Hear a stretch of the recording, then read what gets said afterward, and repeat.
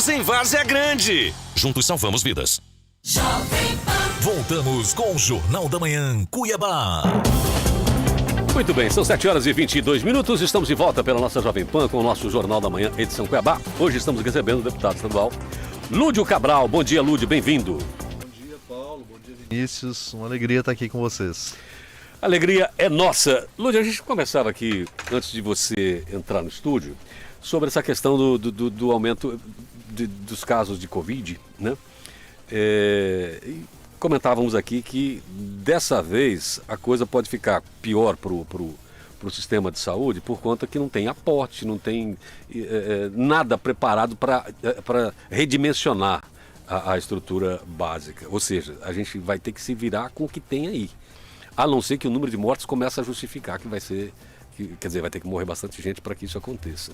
E a Secretaria de Saúde já começam a se reunir, porque está tendo um novo aumento. Você tem Natal, Ano Novo, Copa do Mundo dessa vez. Estamos saindo de uma eleição. Teve a campanha eleitoral. Acabamos né? da campanha eleitoral. E aí pode ser que aquelas velhas regras voltem a ser de maneira impositiva, de novo. Você que acompanhou sempre muito de perto isso, claro, ressaltar aqui que é uma doença que a gente não tem como planejá-la na sua evolução. Ela está mudando a todo o tempo e graças ao bom Deus e à ciência que está diminuindo a sua mortalidade, a sua letalidade, perdão. Então, como é que você está vendo isso? Se é uma coisa preocupante ou é a questão como se fosse aí uma nova virose, por exemplo, um surto de virose? Na verdade, Paulo, assim, na minha opinião, o grande problema em relação à Covid hoje é a cobertura vacinal. Porque nós temos vacina para evitar formas graves, para evitar hospitalização, mas o avanço da vacinação parou no tempo, no mês de maio, junho. Eu me espantei agora, ao fazer um levantamento do estágio em que está o processo de vacinação, o planejamento da estrutura de saúde ainda está na 4ª dose. Eu tenho 51 anos. Eu tomei a minha 4ª dose no dia 7 de junho deste ano. Então eu já não tenho mais proteção, imunidade conferida por vacina. Isso me torna sujeito a desenvolver uma forma moderada, uma forma grave. É lógico que numa proporção menor, mas a imunidade conferida pela vacina, a imunidade ótima, eu não tenho mais. Assim como não tem a maior parte da população, porque ninguém recebeu 5ª dose ainda. Então, até maio o calendário vacinal avançava, depois parou no tempo. Então assim, eu estou tentando entender, eu estou buscando informações para entender por que esse fenômeno aconteceu, porque para mim esse é o problema. E outra coisa, eu não sei se vocês viram a notícia ontem, a Anvisa já autorizando vacinas de 2ª geração mais eficientes para as variantes que circulam hoje, porque hoje no Brasil tem basicamente 2 subvariantes da Ômicron. Esse vírus, assim, ele vai evoluindo e a cada evolução que ele sofre, ele se torna mais transmissível e, felizmente, ele se torna menos letal. Se nós tivéssemos um vírus com a mesma letalidade das versões originais, da alfa, da gama, nós teríamos uma situação grave agora, porque a imunidade da população está bem baixa em função de nós não termos acelerado o calendário. Acelerado não, nós não termos mantido a rotina do calendário de vacinação, porque eu já teria que ter tomado a 5ª dose. Quem tem 40 anos já estaria tomando a 5ª dose. Daqui a 2 semanas, quem tem 30 anos já estaria tomando a 5ª dose. Mas não é por absoluta falta de interesse da própria população, porque não adianta também você comprar vacina para vencer. E tem acontecido. Mas a população, ela precisa ser estimulada. O Brasil viveu nos últimos anos um problema grave, que foi o mau exemplo em relação a vacinas, e isso desestimula as pessoas a se vacinarem. Nós tínhamos que ter uma campanha permanente de conscientização, de orientação das pessoas para que elas se vacinem contra a Covid. Isso tinha que ter sido intensificado, na verdade, exatamente por conta desse fato. Olha, a história da doença vai evoluindo, os casos vão se tornando menos graves, a letalidade diminui, a sobrecarga no sistema de saúde diminui e as pessoas tendem a se acomodar. E é a hora que o Estado entra para poder estimular, para poder incentivar com táticas que permitam ampliar a cobertura vacinal. Para mim, então, o problema hoje é vacina. Eu ainda não percebi, embora tenha tido aumento na incidência, a curva volta a subir, e ainda não houve mudança no padrão de hospitalização e mortalidade. Houve já uma mudança de padrão na incidência na população como um todo. Eu ainda não percebi uma situação para que a gente volte a ter medida restritiva de circulação. Assim, eu ainda não percebi isso. Eu acho que se a gente mantiver ambientes ventilados, locais onde não haja condições de ventilação, as pessoas utilizarem máscaras, ainda, na minha opinião, suficiente. E precisamos correr contra o tempo para acelerar a vacinação, recuperar essa agenda de vacinação e já trazer para o cotidiano essas vacinas de segunda geração que já alcançam melhor as subvariantes novas, embora a vacina de primeira geração ainda tenha uma capacidade alta de evitar formas graves. Muito bem, 7h28, vamos para outro prato, né? Vamos para a política. Vamos lá. O governo do PT se elege no Brasil, porém em Mato Grosso perdeu por uma grande diferença. Né? E foram grupos que se machucaram muito entre si, né? que queimaram muitas pontes, né? Que colocaram muitas barreiras. E o Lula vem agora com a missão, e parece que é passado isso para todos, de todos os estados, vamos recompor, vamos fazer essas pontes, né? E é claro, vai encontrar dificuldades. A coisa não é só acenar assim também, vem meu bem, e todo mundo lá estará. E principalmente com o agro está tendo dificuldades aqui, porque houve vetos a nomes, etc, etc. Durante a campanha, todo mundo, quem teve 1, 2, 3, 4, 5 campanhas na vida, entende que os argumentos de campanha são por um motivo, né? E depois dela passada, acabou. Parece que dessa vez as coisas não estão refluindo do jeito que deveriam, ou fluindo do jeito que deveriam fluir. Enfim, como se fará aqui no estado para recompor essa ponte com o agro, com outros segmentos que tiveram um pensamento diferente? Bom, Paulo, primeiro que o Lula, no momento em que foi proclamado pelo TSE o resultado da eleição, o Lula já deixou muito claro: a partir de agora e assim que eu tomar posse, eu serei presidente de todos os brasileiros. E uma das tarefas que eu tenho é recompor um ambiente de convivência civilizada entre as posições políticas que pensam diferente. Então esse tem sido o esforço, inclusive no processo de transição, na composição das equipes, de dialogar com todos os setores da sociedade, com todos os setores da economia, para projetar o governo que se inicia a partir do dia 1º de janeiro. Inclusive diálogo com o agronegócio. Nós temos problemas estruturais profundos no Brasil e aqui em Mato Grosso. Eu destacaria 2 grandes problemas: a desigualdade social, a fome, a carestia. Isso é um problema sério, que é brasileiro, mas que também é nosso. Nós temos 600 mil pessoas passando fome todos os dias nesse estado que se diz rico. E nós temos um outro problema seríssimo, que foi inclusive pautado na COP27, que é a questão ambiental. Mato Grosso está no centro da questão ambiental, não só nacional, mas também planetária, porque nós temos o Pantanal, que é patrimônio da humanidade, sofrendo o que sofreu nos últimos anos. Nós temos o Cerrado sendo devastado ao longo das últimas décadas. Isso compromete o equilíbrio no ciclo das águas. Assim, a superfície coberta por água em nosso território tem se reduzido severamente nos últimos 35 anos. Tem uma plataforma que é o MAP Biomas, que monitora isso. A superfície coberta por água no Pantanal se reduziu pela metade em 35 anos.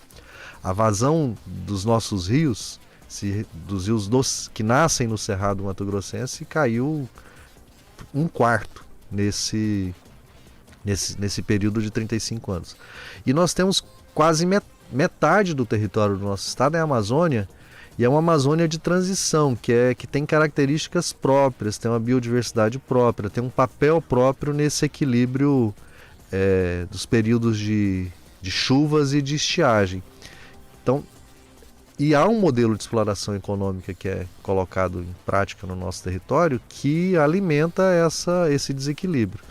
Então nós temos duas questões: nós precisamos resolver os problemas da dificuldade que a população vive hoje, principalmente aquela parcela mais vulnerável que está com fome, e nós precisamos resolver o problema ambiental, enfrentar essa questão, porque dela depende o futuro da existência da nossa humanidade. Então, essas duas questões terão que ser enfrentadas aqui em Mato Grosso. E elas têm uma interface com o modelo de exploração econômica, têm uma interface com o agronegócio.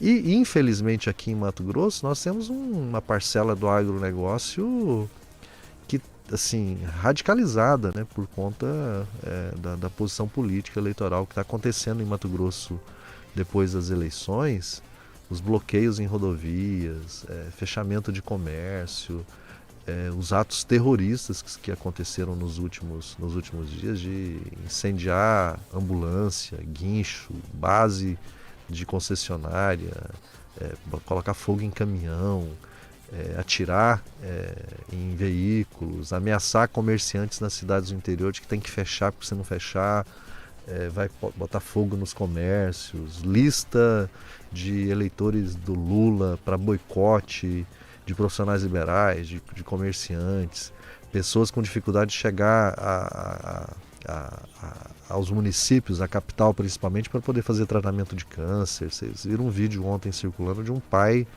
implorando num bloqueio desse para passar com seu filho que tinha um problema grave de vista, que precisa de consulta médica. Então,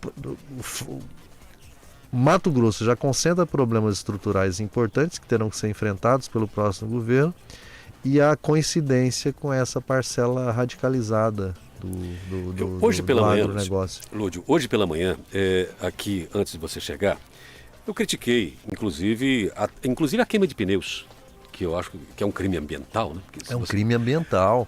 E fiquei muito à vontade, porque quando o MST fazia isso, eu também critiquei aqui, né? Então, tanto essa ideia de interromper rodovias, eu sempre critiquei, então eu fico muito à vontade para criticar hoje, porque já critiquei o MST que fez isso Brasil afora, com invasão de ambientes públicos, de fazendas, etc. E alguns que, inclusive, com destruição, tudo isso foi criticado. Então a gente não pode pender para um lado aqui e simplesmente esquecer, né? Isso foi, hoje mesmo eu disse, se concorda com isso, você está dando uma sinalização de que pode voltar, né? O que qualquer um pode fazer. Mas, especificamente para Mato Grosso, esse relacionamento com o agro. Você foi, no início, durante a campanha, falou, não, mas assim, também não precisamos do agro dessa maneira, na campanha, evidentemente. E agora as pessoas que estavam ao lado do presidente eleito, como o Neri, como o Fávaro, em alguns pontos estão sendo até, teve uma assembleia dizendo, não aceitamos, etc. O esperneio de quem, com todo o direito de se fazer, evidentemente, que quem manda também tem o direito de mandar e nomear, a caneta que nomeia está na mão de outra pessoa. Mas essa ponte e a possibilidade de se ter um matogrossense, ou daqui, um representante político daqui, como ministro da Agricultura, como é que isso está sendo desenhado? É evidente que quando se abre um novo governo, abre para todos os... Tem gente nos outros estados dizendo, não, nós temos possibilidade de ter fulano nesse ministério, inclusive da Agricultura, porque abre para todo mundo, né? Mas como é que está sendo as movimentações e como é que você se insere aí agora nesse bandeira branca, nessa bandeira branca, hastear a bandeira branca, num local que houve praticamente uma guerra há poucos dias? Bom, primeiro, Paulo, acho que é importante recuperar a leitura que eu sempre tive do processo eleitoral em Mato Grosso. O nosso partido, o Partido dos Trabalhadores em Mato Grosso, e a militância nossa, a relação que nós temos com movimentos sociais, com uma parcela da população, nós temos um projeto para o Estado que não tem no agronegócio um aliado, porque nós defendemos a pequena propriedade, a agricultura familiar, nós defendemos um outro modelo de produção, de alimento diversificado por meio da agroecologia. Então isso nos coloca em posição divergente desse modelo de exploração econômica que é o agronegócio. Olha, se você tem um projeto político de sociedade diferenciado, você tem que disputar isso na sociedade. Então eu não via sentido numa aliança política com os representantes do agronegócio em Mato Grosso, porque nós teríamos que dialogar com a população trabalhadora do Estado nas eleições. E o resultado das eleições demonstrou isso, porque a população ela é inteligente, ela percebeu que a aliança política eleitoral que nós fizemos aqui não teve muita liga, não teve liga na verdade, essa aqui é a grande verdade. E nós já cometemos esse erro no passado, de fazer uma aliança política eleitoral com o agronegócio e nos subordinar ao projeto deles aqui em Mato Grosso. Então eu defendia que nós tínhamos que fortalecer um projeto alternativo ao projeto político eleitoral do agronegócio. Agora, isso não significa negar a existência do agronegócio enquanto um setor importante da economia do Estado. E o Lula eleito tem necessariamente que dialogar com esse setor. E tem um ministério que trata da relação com esse setor, que é o Ministério da Agricultura. Já na transição, tem uma equipe construída para debater política para o MAPA, que é o Ministério da Agricultura, Pecuária e Abastecimento. Ao mesmo tempo, nós retomamos, e eu acredito que o governo Lula recriará o Ministério do Desenvolvimento Agrário, que trata da pauta da agricultura familiar. Vai recompor o financiamento para a agricultura familiar, uma série de medidas que precisam ser implementadas para fortalecer a agricultura familiar, e eu avanço na necessidade de avançar nesse modelo de produção que a gente chama de agroecológico, que estabelece uma relação diferenciada com a natureza. E para construir política para o setor do agronegócio, você tem que ter pessoas do agronegócio nessa discussão, não apenas de Mato Grosso, mas de todos os estados. O que eu enxergo aqui, talvez o Vinícius consiga analisar melhor. O agronegócio aqui em Mato Grosso ele parece que dividido. Há dois agronegócios aqui em Mato Grosso, né? Um mais bolsonarista, mais radicalizado, sem preocupação ambiental, e outro sintonizado com as demandas do mercado internacional, mas com um certo grau de lucidez maior em relação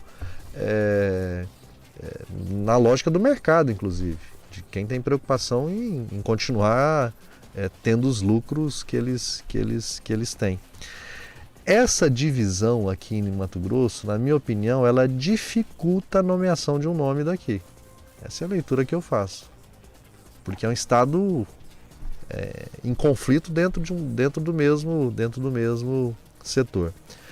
Seria muito interessante o Mato Grosso ter representação no Ministério da Agricultura e em outras áreas onde Mato Grosso tem quadros bastante qualificados. E eu sinceramente não teria nenhum posicionamento de veto a qualquer nome, até porque não é quem somos nós para vetar qualquer decisão que o presidente da República venha a tomar. Mas eu enxergo que a realidade de Mato Grosso e essa situação conflituosa impede que o Lula nomeie um ministro daqui. Eu acho que o Lula tende a nomear um ministro mais técnico talvez o próprio, não tem o Roberto Rodrigues, que foi o primeiro ministro da Agricultura do Lula em 2003, que é de um outro estado, que consiga estabelecer uma interlocução mais serena, mais tranquila com esse setor. Vinícius. Muito prazer, Luiz. Depois de receber aqui é sempre muito bom poder conversar contigo. Obrigado pela tua presença aqui conosco, né? E realmente eu costumo destacar que são três segmentos, né? A agricultura em Mato Grosso está dividida em três classes, né? Vamos colocar. Tem uma elite mesmo que são as tradings, né? Uhum. A ADM, Bung, Cargill, Monsanto, a Marge, né? Piveta, enfim, que é esse pessoal do Favro, do Neri Geller, né? Uhum. Tem uma classe média ali, para eles, né? Que a classe média deles é 5 mil hectares, 10 mil hectares, 15 mil hectares, a classe média deles, né? Nossa, tem lucro de 200 milhões de reais ano. É a classe média deles, que é o pessoal do Galvão, né? Que é muito bem vocalizado pelo Galvão, realmente que é menos globalizado, menos integrado, né? Na globalização. E tem a agricultura familiar, a pequena agricultura ali embaixo, né?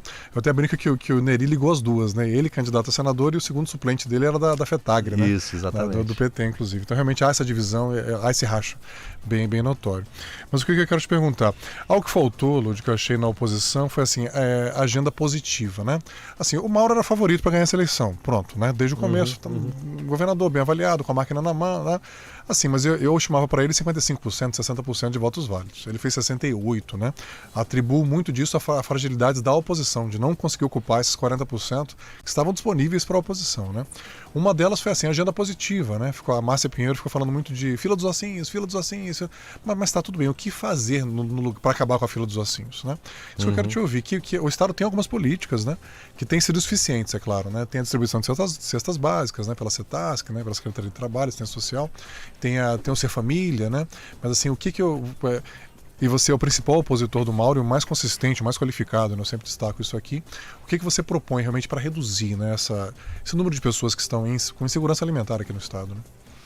Vinícius, na verdade, na minha avaliação, o Mauro Mendes ganhou a eleição por WO, ele não teve adversário, essa é que é a grande verdade. Esse resultado não é resultado, é resultado de um espaço que ficou vazio, na política não existe espaço vazio, ele ocupou naturalmente. Porque a leitura que eu tenho do governo que ele realizou não é a leitura de um bom governo, é a leitura de um governo que atendeu a determinados interesses no Estado, focou na questão da infraestrutura, mas com muito pouco avanço nesse primeiro governo, focou na gestão, digamos, empresarial para poder organizar a questão financeira do Estado, mas com uma lógica equivocada. O Estado tem hoje guardado lá no caixa 13 bilhões de reais de disponibilidade financeira hoje. E nós tivemos pandemia em 2020, pandemia em 2021 e a população sofrendo esse período todo com muitas dificuldades. Nós temos o pior sistema de saúde do Brasil, a pandemia mostrou isso, a gestão foi muito precária, mas nós já tínhamos um sistema de saúde ruim. E por isso nós somos o primeiro estado, competindo com o Rio de Janeiro, do Brasil, em mortalidade por Covid-19. Cuiabá é a capital do país que tem a maior mortalidade por Covid-19. Então esse indicador demonstra que nós temos um sistema de saúde ruim. Nós tínhamos em 2019, no final de 2019 e início de 2020, 300 mil pessoas na fila aguardando para realizar algum procedimento na saúde. Mais de 5 mil pessoas na fila aguardando para fazer um exame, para fazer uma consulta, para diagnosticar ou para tratar um câncer. Ontem ou anteontem eu fiz uma audiência pública para apresentar um relatório de uma Câmara Setorial temática que nós criamos para debater a situação do atendimento ao câncer. Nós temos pessoas morrendo todos os dias com infarto, com quadro grave cardíaco por falta de assistência. Nós temos uma educação pública muito precária que foi mais precarizada ainda nesse governo, numa lógica ainda empresarial, de privatização por dentro. A educação no Estado tem se deteriorado ao longo do período em que o atual governador governou. No campo da assistência social, aí sim é que não houve política nenhuma. Distribuição de cesta básica não é política social. O Brasil tem um sistema que se chama Sistema Único de Assistência Social. Tem equipamentos públicos e profissionais nos centros de referência de assistência social, nos centros especializados de assistência social, que tem o papel de identificar e de dialogar com a população mais vulnerável para, por meio de política pública, assegurar condições de vida para ela. esses centros, essa estrutura do SUS não foi acionada em um momento sequer pelo atual governo. Vou dar só um exemplo assim, bem paradigmático. Distribuição de cesta básica no Pedra 90. O CRAS não foi acionado para identificar quais são as famílias mais vulneráveis. Foi feita a distribuição como se fosse um ato político eleitoral num ginásio, com gente fazendo fila e presidente de associação de moradores definindo quem recebe ou quem não recebe. Isso não é política pública.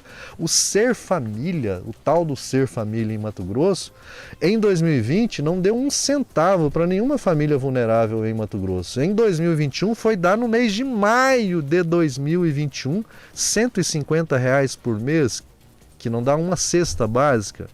As cestas básicas que foram distribuídas durante a pandemia era uma cesta básica a cada 5 meses para 100 mil famílias em extrema pobreza no estado. Isso não é política pública, houve uma ausência absoluta. Se nós tivéssemos uma candidatura ao governo que trouxesse para a pauta essas questões, o atual governador não teria tido o resultado que ele teve. Agora, faltou capacidade de articulação para poder construir uma chapa consistente que fizesse esse debate.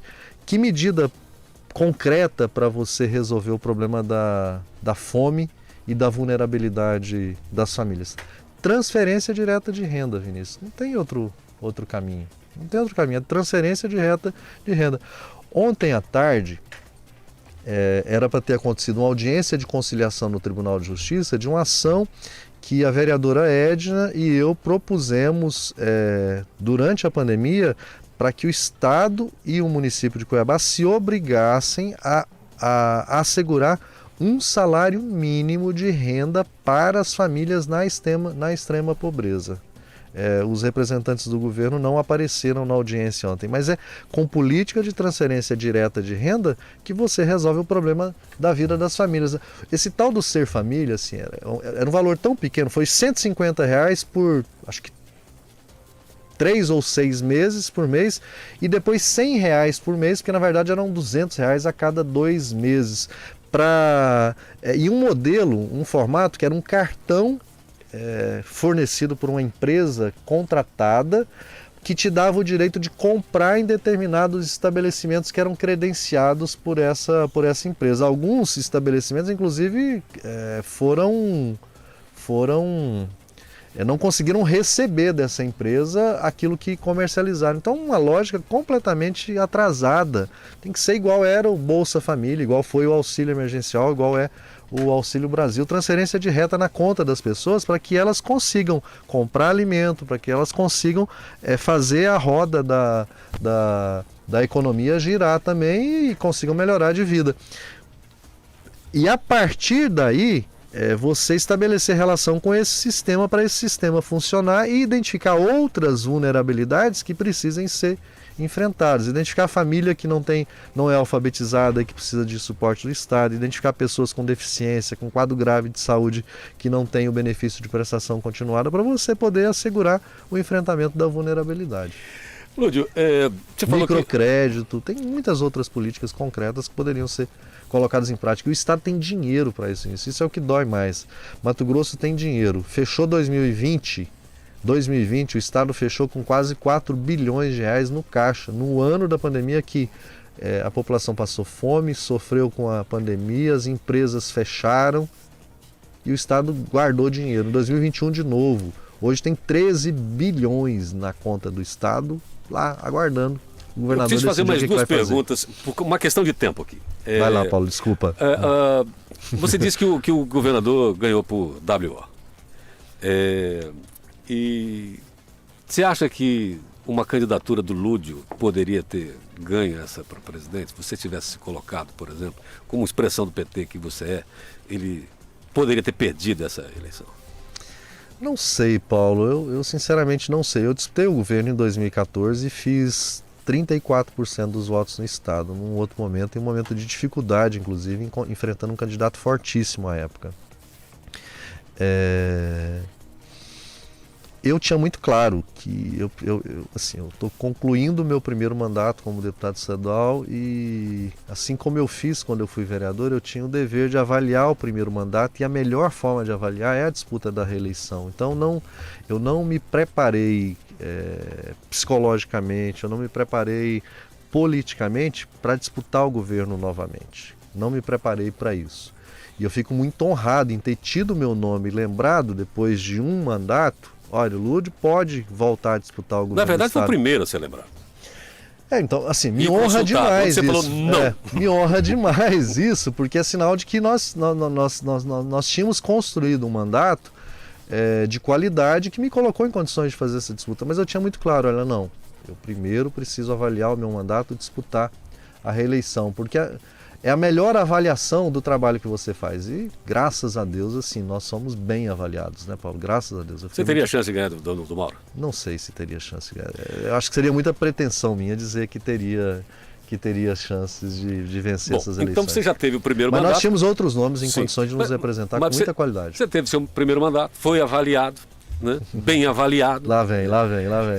Já temos outros candidatos à prefeitura de Cuiabá. Lúdio é candidato à prefeitura de Cuiabá. Agora, depois do mandato avaliado, depois do todo o tempo que você queria, né?